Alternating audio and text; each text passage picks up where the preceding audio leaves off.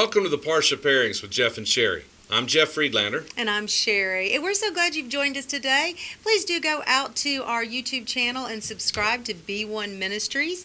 And be sure to click the bell so every time we upload a new video, you will be sure to be notified. Yes. You can also go and download our app, our B1 Ministries app, and the Parsha Pairings are on that as well as all the readings. And you can also just keep up with everything that we're doing. That's right. All right, so Sherry, this week we're in Parsha Matot, Masei, which is a double portion Parsha.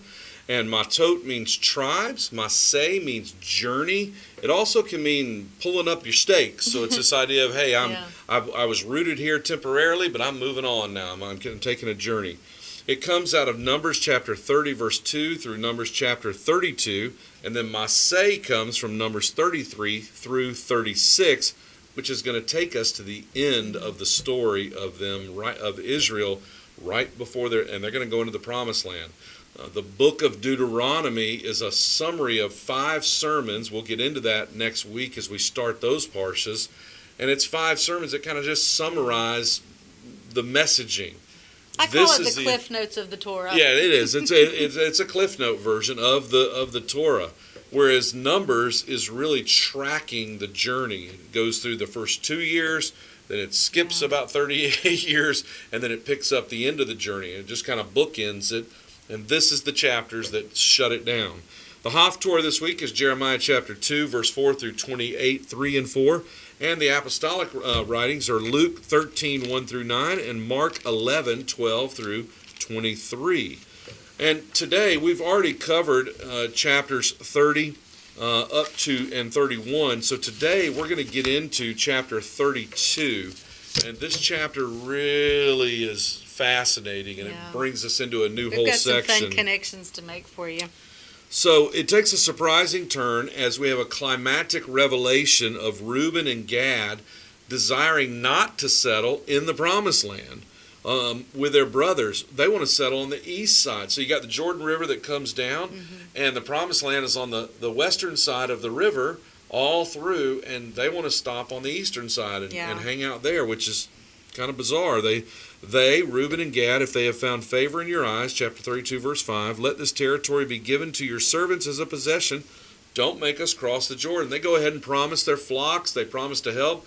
They're told by Moses that if they don't agree to go to war with the rest of the tribes, they will not get that land. They'll pay a price. And so they agree. They say, look, we won't settle until we go and help the entire land get promised. We'll send our warriors. We'll go in and fight.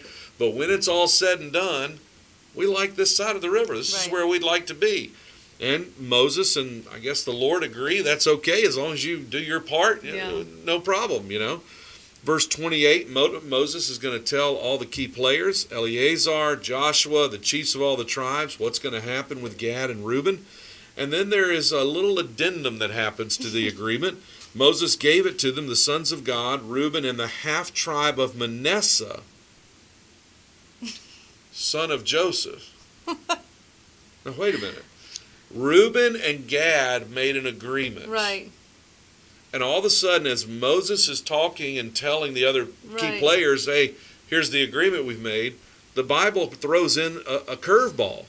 And it says, Reuben, Gad, and the half-tribe of Manasseh, the son of Joseph. Wait a minute. They weren't even standing there. Where'd Manasseh come from? They're not in this game. What are they doing? And so they're not mentioned in the original petition, and we don't even hear their voice about this proposal. So it's like a out of nowhere thing, and Moses is randomly making some kind of executive decision here, like, yep, half-tribe Manasseh's there too. And although the scripture doesn't expressly declare to us why we remember why this is happening, we can remember that their tribe is the largest of all the tribes. We just learned that in the counting. Yeah, it double, tripled in size. It's the largest of all the tribes. Possible Moses was making a game plan to say, hey, we're not going to have enough land over there. Let's split Manasseh up or whatever. But it could be that simple statement of referencing Manasseh as the son of Joseph could make us want to look back and think, okay, Lord, is there something more to this than just numbers? Yes. When we consider the account of Joseph, we're reminded that Israel once resided in the same land we're talking about while it was under Canaanite control. But the brothers' jealousy, the other 11 brothers of Joseph, the sons of Jacob, their jealousy compelled them to want to kill their brother. Yeah. They ended up selling him to a band of Midianites. Notice these tribal bands just keep getting in the game here. And they got sold from the very land that they're settling in right now. They're getting ready to walk into that land that they sold Joseph in. The famine drives Israel out of the promise into Egypt, and 400 years later, here we are. So they've been absent from this Canaanite land for over 4 centuries, right? And this was to be their inheritance at the time of Joseph. Yeah. The land was promised to Abraham, given to Isaac, promised to Jacob and his sons, of which Joseph, this should have been their inheritance. This is the first time that they're getting an opportunity to re-enter. They were driven out by famine, but now they're being brought back by divine provision. They were separated by jealousy from among their brothers, but now they're being led back in unity with the offspring of Joseph and the nations dwelling among them that have assimilated into their family. So what we want to do now is take a few moments and think through this Joseph connection of Manasseh and kind of peel back the onion layers. Sherry, why don't you take us to the next part of this? So, again, what you had mentioned, this is the last narrative, really, and the last of the Torah narrative. Because, again, Deuteronomy is going to be just kind of a Cliff Notes version. So we kind of have to ask ourselves, why would God include this to close out this narrative? What's the purpose of this? Because we don't believe the Torah has any accidents in it, and that is divinely put together. So we kind of need to look at that a little bit. So when we go into look into Numbers 32-39, we're going to start getting some clues. The sons of Machir, the son of Manasseh, went up to Gilead. They captured it and drove out the Amorites who were there. So Moses gave Gilead to Machir, the son of Manasseh, and he lived there. And Jair, the son of Manasseh, went and captured their settlements and named them Jair's village. Now, most of the time we read that and go, okay, I got it, move, right? Because we focus on the Gad and Reuben want to be on the Transjordan, and I was half tribe of Manasseh's with him, and then we just move on. But we're going to pause a minute. Yeah, let's look at this. And let's look at these names and see what God might be trying to say to us. So Jair is named as a son of Machir. But, interestingly, when we go to 1 Chronicles and we read the lineage there, we see that he is actually from the tribe of Judah. His father was from the tribe of Judah, but his mother is from the tribe of Manasseh. So we have intermarriage between the tribes. But Yair is taking on the mother's lineage name, of Manasseh. Hold on. That's weird. Right. And why is that weird? Because it's a patriarchal society, and you took from your father. It's the son of, the son of, the son of, the son of, and it always related to the father, not the mother. But here, it's a reverse. Right. And there's a reason. Why, Sherry? Let's keep going.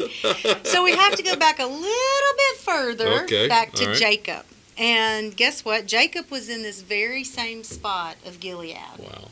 So there's a lot that's happened. It's a holy geography going on. It is. Now, if we go all the way back to Parsha Vayetz, back in Genesis 31, we read the story of how Jacob fled from the Canaanite land under his father. He tricked his father, tricked Esau, and so he had to leave. He ends up in Laban's care for 20 years.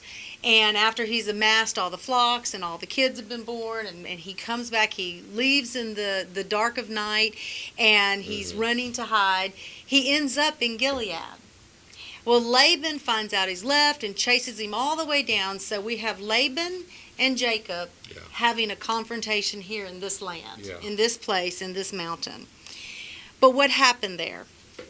Well, Laban accuses Jacob not only of depriving him of the opportunity to even say goodbye to his family and his grandchildren, but he also says, you stole my household idols. Well, unbeknownst to Jacob, on the way out the door, Rachel did steal them. And she had taken them and she had hidden them in her sack. Now, Jacob, of course, denies it because he doesn't know it. And he gives Laban permission, go ahead and check everything. Look at all of my stuff, and you're not going to find it there. And then he makes a vow. He makes a vow that haunts him.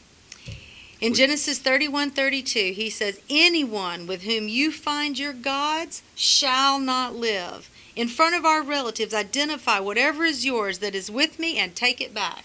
Now, we studied vows in the last Parsha study, so if you want to review vows, the words have power. Yeah. And this is going to be shocking to most of us. This comes back to haunting. So Laban turns up. There's no search. It comes up empty-handed, and so we think, oh, well, that's it. But there are some long-term consequences. But moving forward in their agreement, they end up setting up stone pillars here, and they named it Gal Ed, which means a heap of witnesses or stones of witnesses. And they make this covenant together. And they say that back in Genesis 31:48-49, it says, this pile is a witness between me and you today, Jacob and Laban. That is why the name is Galeed, or it's also known as Mizpah, which means witness. For he, Laban said, let Adonai keep watch between you and me when we are out of one another's sight. God is the witness between you and me. So we've got this curse that Jacob has sent forth over Rachel, not unbeknowing. He didn't know it was over Rachel. Yeah.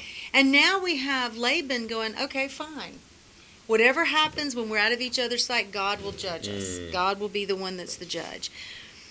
The deception by Rachel did not go unnoticed by Adonai. The vow Jacob made to Laban finds its fulfillment in her death at a young age while birthing Benjamin. And if you think about it, which when you and I were talking about this, it kind of hit me, it shocked me. I've never really thought about Rachel in a disciplined kind of way. In other words, I've thought about Rachel and Leah. Leah, the underdog, so God took care of her and gave her all these kids. Jacob, the deceiver, so the one he really loves, he's not going to get the pleasure of having a lot of kids with her because his character has some issues in it and whatever, and so it's kind of holding him back. But I had never really put together Rachel's demise. Rachel can't have children. She has all these problems. She finally has just 2 kids, and the second one, she dies giving birth. There is trouble here, and when you think about what she did, she stole idols, which means she believed in them, she worshipped them, she was not serving the God of Jacob and Isaac and Abraham, and then she covered it up. She lied about it, because Jacob, to our knowledge, never knew she had them. Right. And so she lied. So this is, you pay the price for these things. You don't just get away with it. And you better check your vows and check your hidden deceptions. Yeah. And furthermore, in Rachel's life, we see that this covenant made between between Laban and Jacob carries forth even not just to her death, but even trying to take her children. Yeah, let's think about what happens to Joseph and Benjamin here. Put that story together for us. So her 2 children suffer from her deception as well. Back to our story of Joseph. Yeah. That's her firstborn, and of course, as you mentioned, he's sold into slavery. Yeah. So he's lost. Yeah. He's taken away from the family. She's died, but now this child is being taken. Then when the brothers are at his mercy due to the famine, if you remember how it goes on, Rachel's second son, Benjamin, becomes a threat of being taken. Because Joseph says, no, I'm not giving you any more until you bring back the other son. Yeah. Jacob had not wanted to release him because of his love for him. And in an interesting twist of events, Judah, who was one of the instigators in Joseph's capture, now steps up in this story and says, Dad, I will take care of Benjamin. Upon my own life, I will protect him and make sure he returns to you. Yeah. So Judah becomes a savior of sorts, defending a brother when Judah at one time had been the one to sell a brother. So we see a repentance and a turn here 20 years later. So what's interesting, again, is that Benjamin's captivity almost directly mimics that of his mother's deception. Wow. So if you remember, Rachel took her dad's idols, she hid them in her camel sack, and she sat on top of it. Well, how does Benjamin get deceived? Joseph puts his goblet in the camel sack of Benjamin's donkey, I think it was, or camel. And this is how when the servants come and they say, same thing, just like Laban did. Yeah. We see the echoes of that story. The servants of Joseph come and say, one of you has stolen the goblet. We have to find it. Judah steps up just as his father Jacob had. Just with almost the same words. And he says, whoever among your servants is found with it, let him die. And we will also be the Lord's slaves. So we hear these stories are playing themselves out in a repeat. Yeah. And this leads to Joseph then revealing himself to his brothers. The reconciliation happens there. And the curse uttered from Jacob is trying to find its fulfillment in taking not only the deceiver, Rachel, but the children. And if it wasn't for Judah stepping up to stop this plan, redemption and reconciliation would not have happened. But instead, it is a triumph. It triumphs. Right? Now, but, Sherry? Yeah? How does this continue? All right. Where does it take us? So we know that while Joseph is in Egypt, he bears 2 children with an Egyptian princess. So these are not of Hebrew descent. Well, they are from him. From him, but not from the mothers. And this is Ephraim and Manasseh. Yeah. Jacob, as you remember, adopts Ephraim and Manasseh as his own sons. And I'm going to give you language because we're going to connect this. They are grafted into Israel. Yeah. They are grafted into the family line.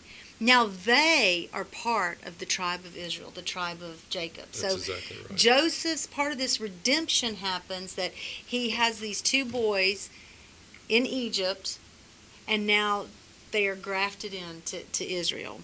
So if we come back to our Parsha. All right, that's all taking us back into understanding this one fella. Right. Yair. Yair. We heard this name Yair of the tribe of Manasseh, whose father was from tribe of Judah, mother was from tribe of Manasseh, and it claims he's of the tribe of Manasseh, and he's mentioned in this Parsha here, and we're trying to figure out, what does this have to do with anything? We had to go all the way back and give that whole story on Joseph to get these parallels of Jacob, Joseph, and the 2 boys, Ephraim and Manasseh, and now back in our Parsha, what happens to us? So remember, we started on Gilead with the curse from Jacob and Laban, and now here we are again back on Gilead with a son, like you said, of Judah and Manasseh. Yeah. And he really puts to rest this curse and fulfills the covenant made at Gilead between Jacob and Laban. His mixed blood has become one. He's got mixed blood from Judah and from Manasseh. And he brings honorage to Jacob's lineage through Judah and redeems Rachel's deception by taking this land in the name of her descendants. Because now he's taking the name of, I'm the son of Manasseh. And I'm going to claim this land where this deception happened that sent forward all this curse that wove into the whole story of why they weren't even back in the land. Yeah. This son of Yair brings the redemption to that. And this final act of warfare, why is it the end of the narrative? Because it ties all the loose ends up.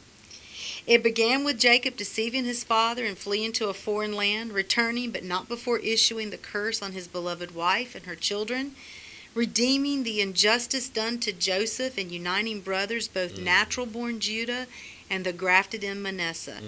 This makes the way for Bnei Israel to finally return to the land that was promised by Abraham. Yes, it's so beautiful. Now, Jeff, tie in with this pattern, why it's important to us. So we took a pattern out of Genesis.